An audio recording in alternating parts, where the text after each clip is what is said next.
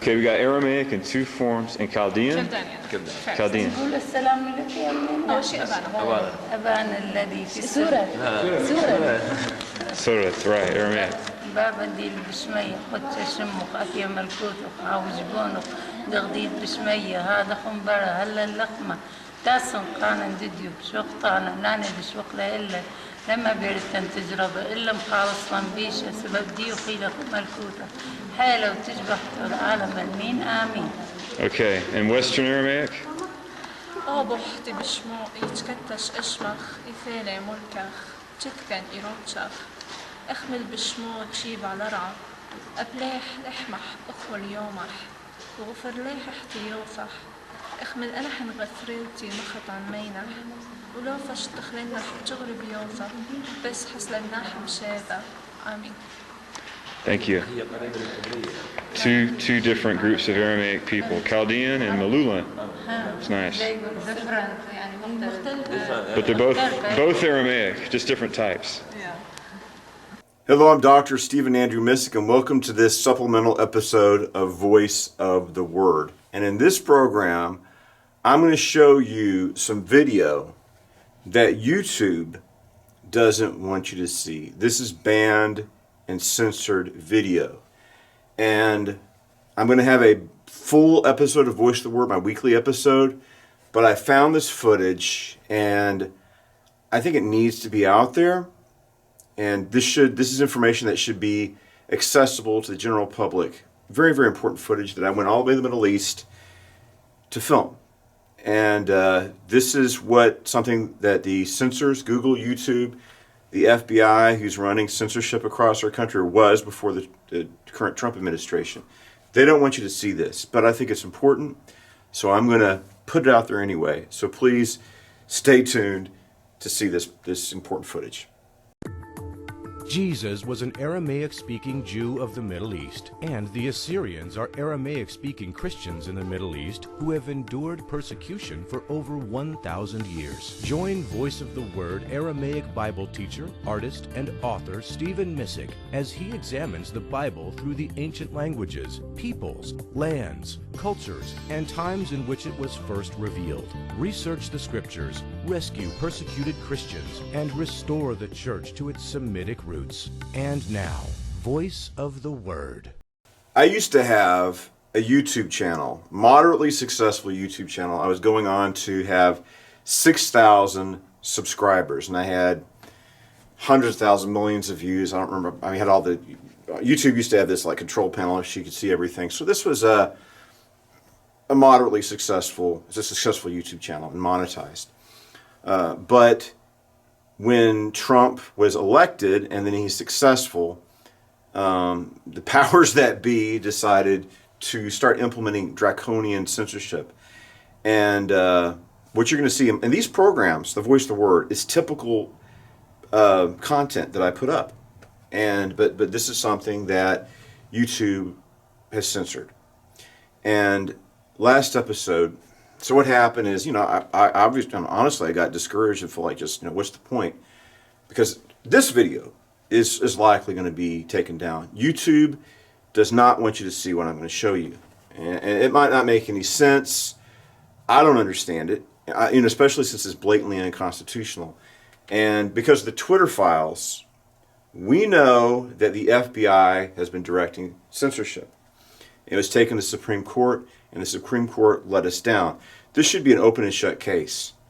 The Bill of Rights, the United States Constitution, the First Amendment, says Congress shall make no law abridging freedom of speech and the other core liberties that we have. And to me, that's the most important thing about our United States Constitution, the Bill of Rights, and I think it's what makes America a great country. And I just cannot believe, I couldn't imagine growing up, serving the military and fighting for these freedoms, to see them taken away from us. And then to have someone like Amy Coney Barrett, where it goes before the Supreme Court, it should be an open and shut case, that the federal government is unconstitutional.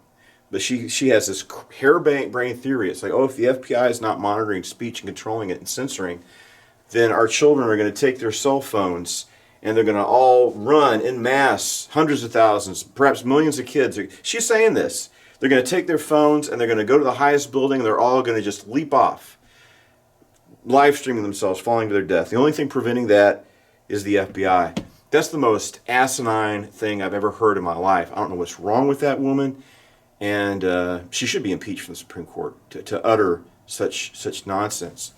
So anyway, we have a problem with censorship, and I would not be surprised if this channel is taken down very soon.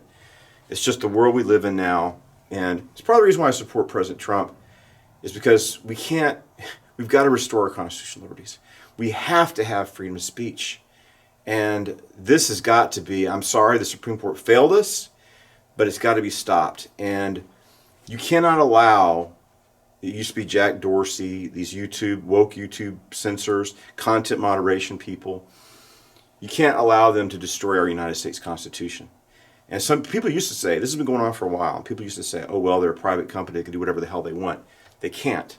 This Constitution is the supreme law of the land. They cannot disabuse you, take away your constitutional rights. They can't do it. This is what they have, Section 230, something like that. This is supposed to be a platform, a free speech platform, and they're violating the law. Instead of being a platform, they're trying to make it into a publishing thing where they control what you have to speak just Marxist left-wing points of view. That's the only thing that's allowed. It's changed now that Trump is back in there. We're starting to see more free speech. And I thank God for that. And that's like I said, that's part of the reason why I support President Trump. And this is part of the reason why I'll take this video down. We see erosion of freedoms, and like I said, this is why America is great, because we're a free country, because these liberties of freedom of religion, freedom of speech, freedom of assembly, the right to petition your government are enshrined in our founding documents, especially our United States Constitution and the Bill of Rights. So let's look at the content that YouTube doesn't want you to see. And so Liz Huber, a friend of mine, she contacted me. It's like, Stephen, why aren't you putting out content anymore? And it's like, well, what's the point? They not only do they censor you, they do shadow banning. They run these algorithms. This is fraud. It's this should not be allowed to happen. And this is, like I said, this is a threat to our Constitution. So we have a Constitution, but we're going to allow these people. This is supposed to be the supreme law of the land, but in violation of the law and our Constitution, we're going to allow these censors to prevent free discourse and discussion, dialogue, putting information out there for the general public. You have these left-wing, far-left, so-called progressives that have an agenda, and they want to control what you can say and can't say, what you are allowed to think. They're trying to establish a totalitarian police state. And, we just have to push back. And the thing that Liz is right about, it's like, just don't give in to these people. They knock you down, you get up, you brush yourself off, and you keep up on fighting. So this is a big struggle, and it's affected me. It's affected a lot of people. But like I said, now that Trump is back, they're relaxing the censorship for now. And I think that's why hopefully, I hope Trump's like a transformative president. And these people are defeated. I hope they're defeated forever. Because America cannot be free and prosperous where you're afraid to say what you really think, and certain viewpoints are not allowed. So let's look at the video. What is the video that YouTube doesn't want you to see? So I went to Malula, and the last lecture I was talking about Aramaic, Western and Eastern Aramaic. And I was at Malula, and there was an Assyrian woman there, and then there was a native Malulan Aramaic Christian. And I had them both pray the Lord's Prayer in both these dialects. But YouTube took that video down. All my videos, which deal with this content, they don't want people to know about the Assyrians. They don't want them to know about persecution in the Middle East. They don't want them to know about the Aramaic language. They don't want the gospel of Jesus Christ to be proclaimed. So, censorship in the United States of America. And like I said, I don't know why this is allowed, but you have no recourse. What are you going to do? So I want to put that video out there. And I'm going to talk about this more. I just want people to see these videos. We'll talk about this more in the upcoming program. So, number one, we're going to look at these two women. This video that YouTube doesn't want you to see. I'm going to let you see it. Speaking the language of Jesus, praying Lord's Prayer in Aramaic. Native speakers, both native speakers, where you can hear the language of Jesus spoken today. And now we got the president, we got these problems with Syria. and the Christians are threatened. Just pray about that situation. So, the Christian population is being depopulated. I have hope for a positive future. I really do. I think things are about to change very soon. But a lot of things that I'm showing these videos are just destroyed, and people that you see in these videos are displaced in the Syrian civil war. So I want to show you that video. The next thing, this is also in Syria. It's an Assyrian Christian church. And in one video, they're doing the Lord's Prayer, but you can watch the last episode to see that. In this one, we hear the Nicene Creed being recited. What I want to say about the Nicene Creed, I'm going to talk about it more in depth next episode. This year is the 1700th anniversary, right now, of the Council of Nicaea, which was the most important church council, and it's a basic statement of the faith, of what we believe as Christians. And, you look at these, like the Assyrian Church of the East, I'll talk about this more in next episode, but I was at Marat Sedaya, which is a Syrian Orthodox village, and they had a seminary there, and they were accusing the Assyrians of not being Trinitarian, not believing in the Holy Trinity, not believing in the deity of Christ. And I was like, I've visited the Assyrian churches many times. I said, they recite the Nicene Creed during their services. What you're saying about them isn't true. But the Coptic patriarch, he won't allow the Assyrian Church of the East to sit on the Middle Eastern Council of Churches. And they wrongly accuse the Assyrians of being Nestorians. And Nestorian was a Trinitarian, and the Assyrians are Trinitarians. And they recite the Trinitarian formula in the Nicene Creed during services whenever they have Holy Korbana. So, and the Nicene Creed is important. I'm an evangelical Christian. I went to a Baptist seminary, and I'm Protestant, and I'm a convinced and proud Baptist. And but the thing is, you look at these different denominations, I think the Nicene Creed is important because, who's a true Christian? Well, that'd be somebody who's actually saved, right? Somebody's going to trust in Jesus, and they're going to go to heaven when they die. But I think that there's another determinant. That's important. The most important thing is having salvation, right? Trusting in Jesus as your Savior, being truly redeemed. But it's also important to have certain defined core beliefs that define what Christians, to be a true Christian, believe. And I think we can disagree about many things, and that's okay. But I think that when they had the Council of Nicaea, they were able to define in the Creed, I'm not talking about everything they said the Nicene Creed, but the Creed of, the Council of Nicaea, But the Creed is a succinct statement. The Nicene Creed is a succinct statement of basic, obligatory Christian doctrine. And with the Creed, if you don't believe the Creed, Protestants believe in the Creed, the Nicene Creed, Catholics believe in the Nicene Creed, Orthodox, like I said, the Assyrian Church of the East, the Coptic Church, these are essential, mandatory doctrines. It's good. It's good to define what we believe as Christians, and I think that the Nicene Creed does that very well. And cult groups or, church, it defines orthodoxy with a small o, which is right belief. So you can hear the Nicene Creed here being recited in an Assyrian church. And in the very conclusion, you can hear me talking. There's my friend Lena and her brother Hussam, and we're looking at Malula, this Aramaic-speaking village outside of, it's about 30, 40 miles, maybe less, around that far from Damascus. Nice little Christian village. And it's also, I've been doing my book. I got my book on the lives of the 12 apostles. And Tekla, Saint Tekla, was a disciple of Paul, and very popular saint. And I think she's from Iconium, but she also, during her life and adventures, was at Malula, and that it's a place that's associated with her. And Malula is beautiful. It's a Western Aramaic-speaking Christian village. I don't know the state of it right now. I imagine it's just been devastated with 14 years of unremitting combat and the devastation of war. So we just need to pray for Syria. So all these videos you're seeing in this episode, videos that are, I guess YouTube doesn't want people to know about Christianity in Syria, about the persecution of Christians and the sufferings of Christians in that part of the world. And so this is important video footage that YouTube doesn't want you to see. And like I said, there's this pursuit. The censors are I'm ahead of them right now, but they're going to go after me soon and probably take this content down. So just pray that we just defeat censorship, that we'd have free speech in the United States of America. That if I want to you don't have to watch this video if you don't want to, but YouTube doesn't want you to see it. They don't want you to know about it. And they've gone to great lengths to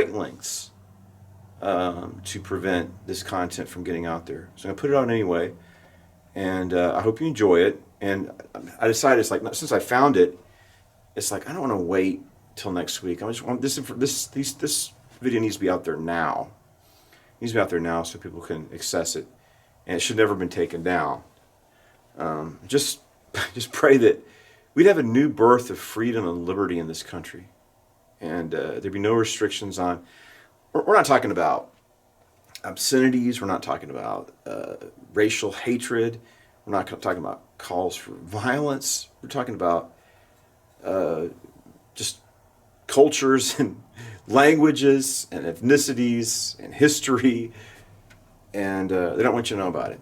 So I'm putting this material out there, and please like it and share it. Let as many people see it as possible while I have a chance before they take it down. And, I'll give people permission to download this video and upload it on their channels so we can break through this wall of FBI censorship.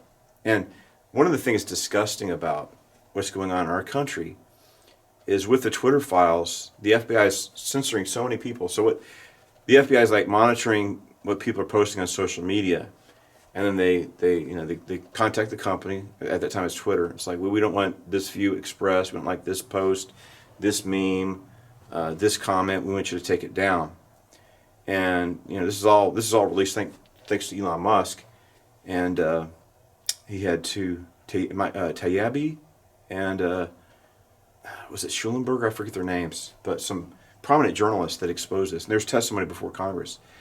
But Twitter says, we don't have the personnel to implement these excessive demands of censorship. We can't. And the FBI says, okay, we'll help you hire new employees. So the FBI took $30 million of taxpayer money. So our government taxes us, and the money goes to the FBI, and the FBI uses it to destroy our Constitution, take away our freedom of speech. And so far there hasn't been any accountability for it, and I hope to God that there is soon. And then sadly we look at what's going on with England and places in Europe where they don't have free speech. I mean, in England, you see the videos of in England and Germany. You like a post or a meme, or you share it, or you make a comment. Right now, they kick your police officers would be kicking your door down 2:30 in the morning because of something you expressed or liked or shared on Facebook or Twitter or other social media platforms. You watch the videos, and they act like this is a normal behavior. You see these police officers with riot shields busting somebody's door down, and sometimes it's just children, teenagers, or elderly women. And, they're having them down on the ground, they're twisting their arms behind their back and cuffing them. And this is something that has to be resisted. And another thing, if you look at this book, my book on Abdius of Babylon, the apostles suffered these types of indignities just for freedom of speech, for sharing the gospel of Jesus Christ. And so this is persecution. It's persecution. It's happening here in the United States. It's religious persecution. It's happening in Europe. And we need to put an end to it. We need to put an end to it. And what people need to realize is YouTube is not our masters, right? They're obligated to follow the law. What they're doing is illegal. And the government serves the people. right? Ultimately, where's the power of these governments come from? The people. So we have an obligation to maintain our freedoms, our liberties, and our way of life. So here's the content. I just wanted to explain how it's been taken down and why YouTube doesn't want you to see it. So here it is. Thank you. God bless you. And the next episode of Voice the Word, we'll be celebrating the 1700th anniversary of the Nicene Creed. I'll talk about it more, and we'll look at the Nicene Creed in Aramaic. So thank you, and God bless you. It's Kanisa? Kanisa. Very good. Yeah. Get out here. Is the priest here? 50-50. 50-50 chance. I want to see the priest if and then we go home. 50-50. Okay.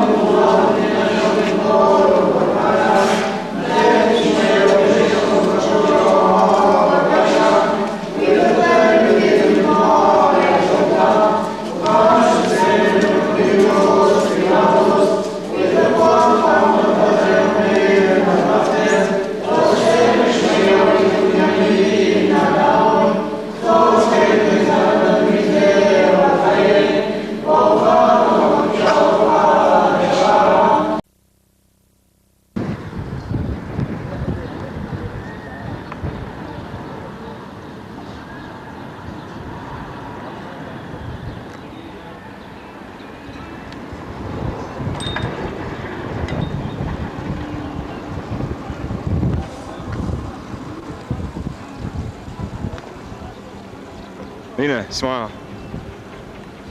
You look beautiful. All right, now I'm gonna feel. I'm okay. Hussam, I don't want to die yet. I just got back from Iraq. If I was gonna die, I could have died there.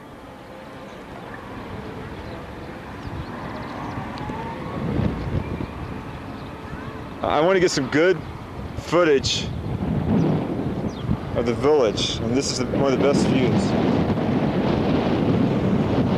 This is the village of Malula. It's a Christian village, mostly Christian. Most of us built a mosque here. There's really not enough Christians, not enough Muslims to build a mosque for, but they went ahead and built it anyway. But this is a Christian village where they still speak Aramaic, the language of Jesus, and there's many historical churches like that one. This is St. Tekla Church. She's a very important saint. She was a convert of St. Paul. This is where her life story took place. Okay, I think this is good enough. This is a very nice little village. It's kind of isolated. It looks like they have 2 mosques here now. Let me zoom in. They got their own source of water and farmland. Very quaint. Research, rescue, and restore. Help Voice of the Word and Aramaic Christian Ministries mission research the ancient languages, peoples, lands, cultures, and times of the Bible. Rescue persecuted Assyrian Christians in the Middle East and restore Christianity to its original Semitic roots. For Stephen Missick's books, online giving, and other resources from Aramaic Christian Ministries, visit www.stephenmissick.com. Join us next time on Voice of the Word as we research the Scriptures, rescue persecuted Christians, and restore the Church to its Semitic roots.